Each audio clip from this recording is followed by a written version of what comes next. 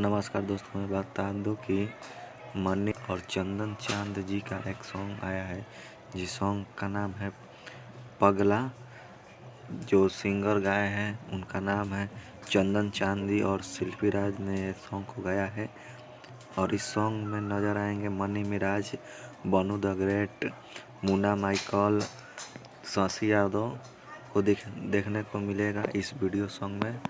इस video song की बात करें तो ये सॉन्ग रिलीज हो चुका है आप सबों के बीच आशिका फिल्म्स पे, तो आप सब जाएं और वीडियो देखें। इस सॉन्ग के पगला सॉन्ग के राइटर की बात करें सॉन्ग का तो आशुतोष तिवारी जी हैं, जो बाबा के नाम से जाना जाता है, जो एक से एक 2023 में भौकाल सॉन्ग ब्लॉकबस्टर दिए हैं और उम्मीद है कि 2024 में भी एक से एक गाना देंगे।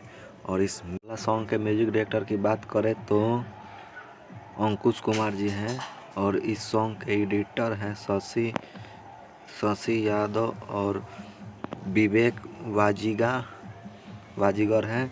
और इस वीडियो के डायरेक्टर की बात करें तो मनी मिराज हैं और प्रोड्यूसर बोले तो मुकेश गिरी और श्री राज पंत्री हैं।